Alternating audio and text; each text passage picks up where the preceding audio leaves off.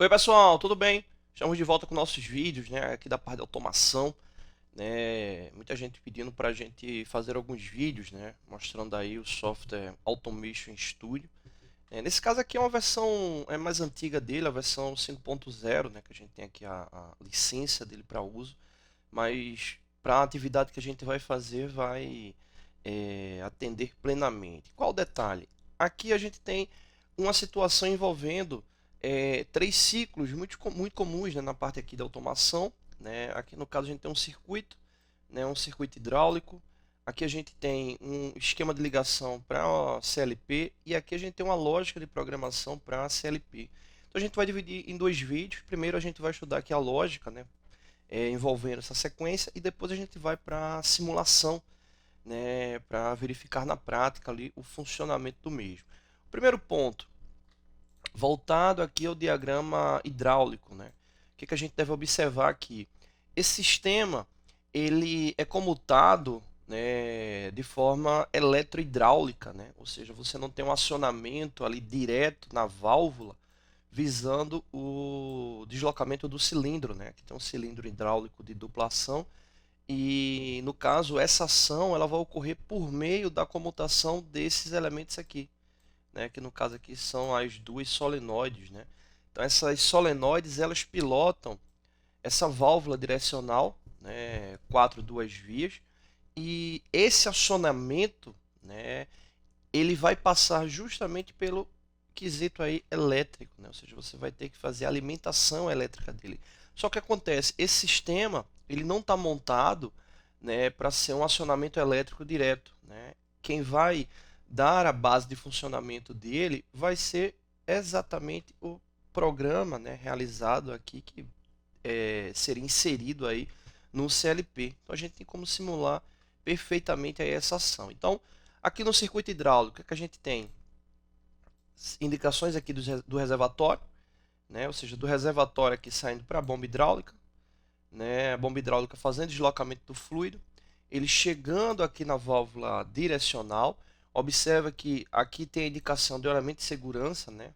O elemento de medição, né? Um manômetro, e aqui uma válvula de segurança, caso tenha algum bloqueio. Essa válvula aqui ela libera a passagem de fluido para o tanque. Mas em seu funcionamento comum, o que é que vai acontecer? O fluido ele vai seguir aqui para esse sentido, fazendo com que o cilindro retorne, ou seja, a condição original dele. E caso a válvula seja atuada, né, ela vai mandar o fluido justamente para a câmara traseira do cilindro, fazendo com que ele avance. Né? Então, esse sistema basicamente é um ciclo ali de avanço e retorno. Então, o que a gente tem com esse sistema aí a nível de funcionamento? Um botão para acionar o seu avanço, um botão para fazer o recuo e, a nível do sistema de segurança, um botão de emergência. Né? Então, é a base que a gente tem para ele. E aí, no caso, para o acionamento, né, desses botões, esses botões, né, as botoeiras, né, vão estar ligadas diretamente aqui às solenoides. Né? E aí já entra essa parte aqui do circuito elétrico. Né? Observa que aqui em cima a gente tem a indicação de três elementos de entrada, né? E aqui embaixo tem a indicação de três elementos de saída. Né?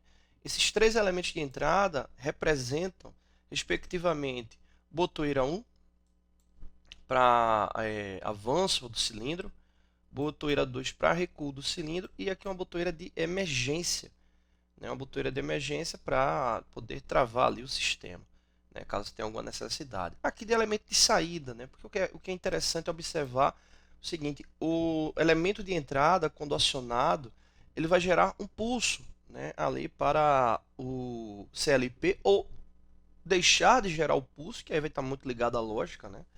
Você vai montar e com base na lógica programada você vai ter o processamento e consequentemente você vai ter a saída, né?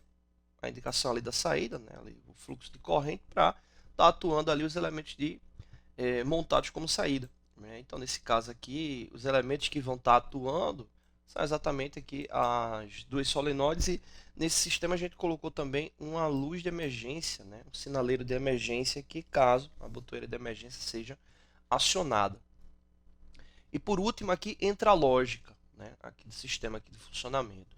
Então fiquem atentos aqui na parte da configuração da montagem do CLP, do CLP, na parte elétrica. Veja que é bem simples, né? 3 elementos aqui de entrada e os 3 elementos aqui de saída, né? Veja aqui a sequência, né, de fechamento dos contatos. Essa parte aqui também é interessante, né, para poder funcionar lá o sistema.